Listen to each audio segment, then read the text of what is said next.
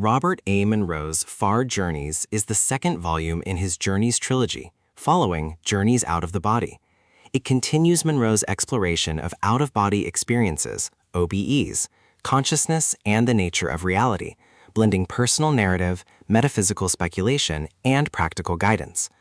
Written in 1985, the book reflects Monroe's decades of experimentation with altered states of consciousness and his pioneering work at the Monroe Institute, where he developed audio technologies to facilitate OBEs. The book begins with Monroe recounting his early experiences of spontaneous OBEs, which initially left him bewildered and skeptical. Over time, however, he came to see these experiences not as hallucinations, but as genuine explorations of non-physical dimensions.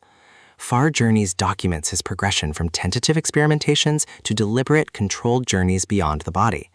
Monroe describes the techniques he developed to induce OBEs, including relaxation, focus, and the use of sound frequencies, which later became the foundation of his hemisync technology.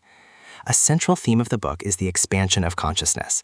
Monroe argues that human identity is not limited to the physical body, but extends into multiple dimensions of existence. He introduces the concept of locales, different non-physical environments that can be accessed during OBEs. Locale 1 resembles the physical world, but with subtle differences, while Locale 2 and beyond contain entirely new realities populated by non-human intelligences. These locales challenge conventional notions of space and time, suggesting that consciousness can transcend physical boundaries. Monroe's journeys often involve encounters with beings he calls inspects, intelligent species, who serve as guides and teachers. These beings provide insights into the nature of existence, the purpose of life, and the evolution of consciousness. Monroe describes conversations with inspects that reveal a cosmic perspective, where human life is seen as part of a larger continuum of growth and learning. These encounters reinforce his belief that OBEs are not merely personal experiences, but windows to universal truths. One of the most striking aspects of Far Journeys is Monroe's exploration of reincarnation and the cycle of human existence.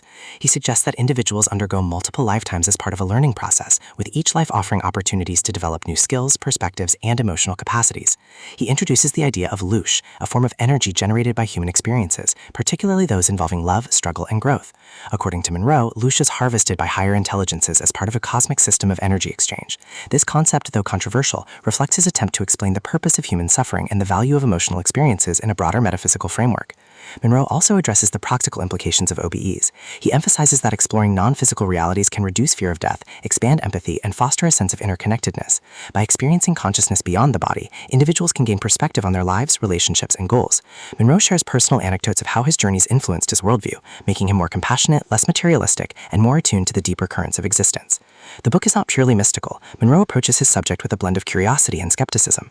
He acknowledges the difficulty of verifying OBEs and the possibility of self-deception, but insists that the consistency of his experiences and the insights they yield point to genuine phenomena. He encourages readers to experiment for themselves, offering guidance on techniques and attitudes that facilitate OBEs. His tone is both humble and adventurous, inviting readers to join him in exploring the unknown. Stylistically, Far Journeys combines narrative storytelling with philosophical reflection.